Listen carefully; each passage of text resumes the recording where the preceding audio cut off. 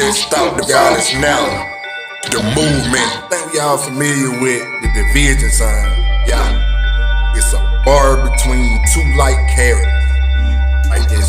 Division is a very critical element of numbers because it technically reduces the number into different parts. Hypothetically, the symbol could signify the wedge drawn between two or more individuals. But for the sake of this topic, emphasis on the dividing factor within a race is not so apparent in other races. Because I strongly opinion that stopping the violence now is gonna take a collective effort. That means all gangs, organizations, cliques, or other distinguished groups, like everybody got to come to the table.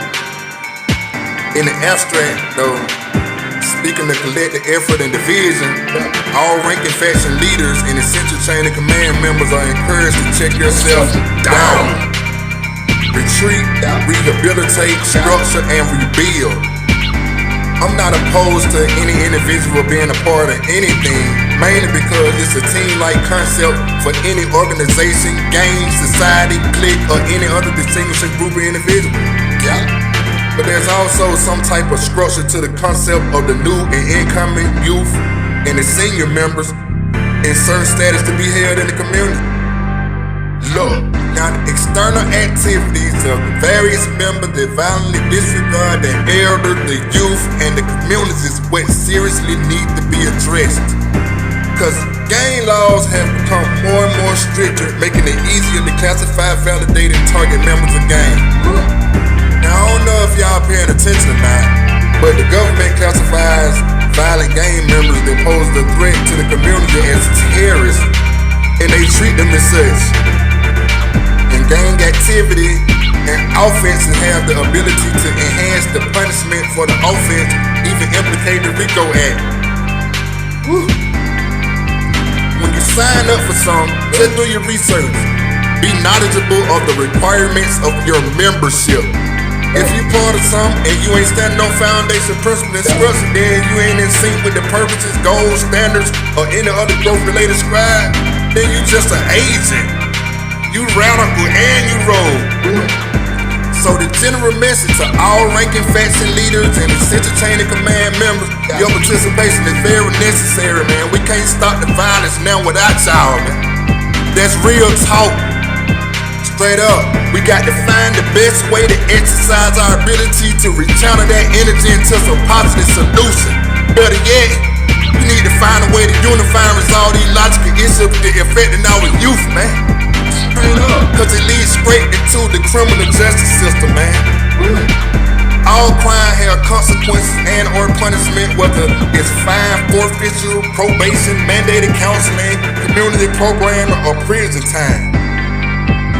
But the average individual committing violence, they lack the adequate legal knowledge and education overall to challenge the criminal justice system. The accused then have to rely on either appointed or retained counsel to provide adequate legal assistance. But ignorance of the law is like automatically disadvantage you because the individual is ignorant to the real consequences of their action, man. That's for real. That's reality. Now, lawyers go to college for like 4+ years to become public officials in the criminal justice system.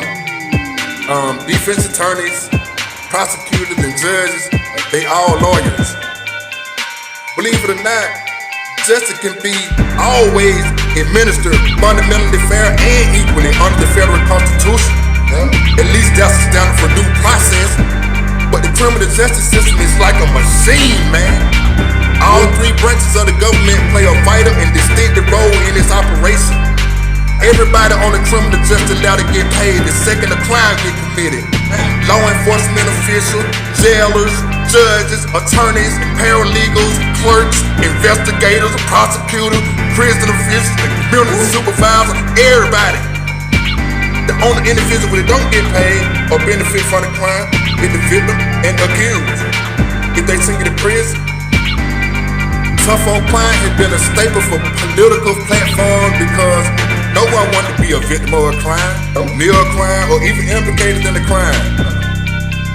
And with that, so many crimes being committed every second, anytime someone run a campaign under a tough on crime banner, there's an attachment to fear that's associated with it, and rightfully so. Being that the crime is a multi-trillion-dollar beast, prison will remain relevant for the general safety of the public, especially considering the fact that approximately 2 million individuals are incarcerated in the United States. Damn. And U.S. have a little over 4% of the world population and 20% of the world prisoners, with 38% of prison system black. However, did I say that number right? Yeah. But however, when we talk about that beast, that crime, for the sake of a current model, incarceration, persons are sentenced to prison for 4 purposes: punishment, incapacitation, deterrence, and rehabilitation. Now, the punishment is a penalty inflicted by a court of justice on a convicted offender as a just retribution and incidentally for the purpose of reformation and prevention. To incapacitate somebody is to deprive someone of their legal capacity. Deterrence is the act or process of discouraging actions or preventing occurrences by instilling fear or doubt or anxiety. Rehabilitation is the vindication of a person's character and reestablishment of the person's reputation, all legendary form. But I don't need to highlight much about prison life because the internet, the radio, the TV is full of it. Just thought I'd throw that out there right quick though. But it's impossible to mention crime, prison, and the community without including a vital component of life: mental health.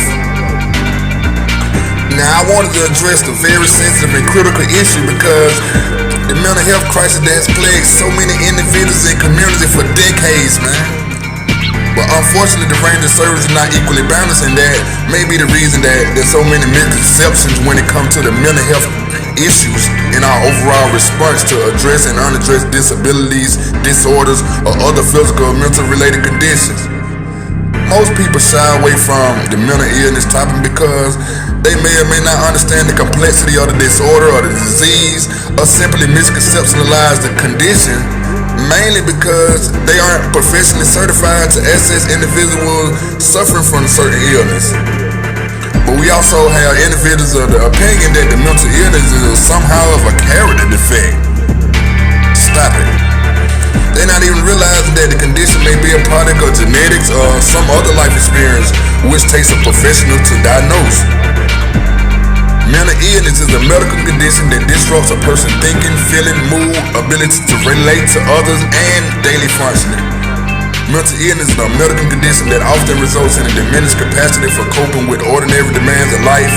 Any mental illness can affect the person of any age, race, religion, or income.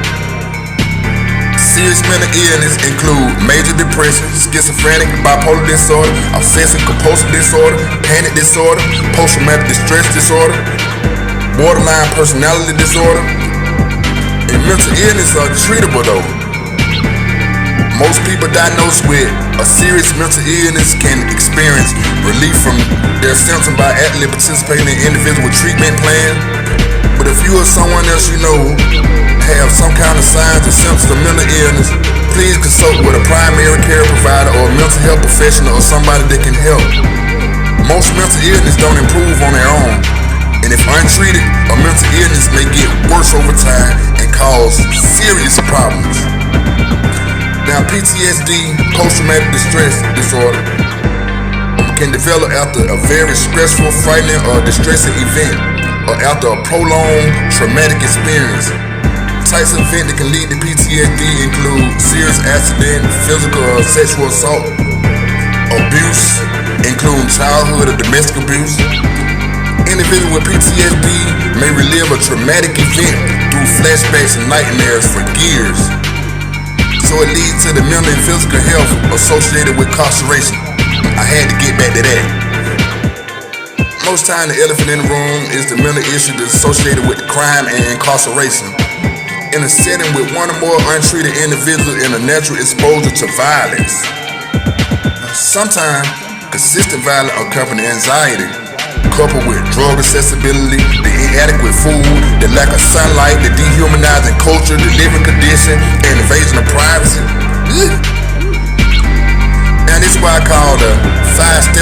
episode matrix. You got the first phase, and we have the mental state and the capacity prior to and during the initial criminal episode. Second phase, we have the encounter of the process associated with the local jail lifestyle and living condition. Third phase, we have the encounter of the process associated with the state and federal court system. The fourth phase, we have the encounter of the state and federal prison system, lifestyle, and living conditions. And fifth phase, we have the encounter of the process associated with release for the initial criminal episode. Now, all these encounters is critical considering the amount of time a person's in custody and availability of ongoing services and resources. The essential challenge is, did the initial mental episode get properly and adequately addressed? But to make a fair point, what if someone you know or that were close to was violently attacked and the system sending the accused to prison? Do you think that person should get proper or adequate treatment during the punishment phase before being released back into the community? The punishment is for the crime, not necessarily why the crime was committed. So without properly and adequately addressing the why first, which is the initial episode, where's the ongoing treatment? Incarceration can trigger and worsen symptoms of mental illness, and those effects can persist years after the individual is released. So the harsh reality is an individual can serve X amount of years for association with a crime that was potentially an episode caused due to an effect of a known or unknown mental illness. Damn.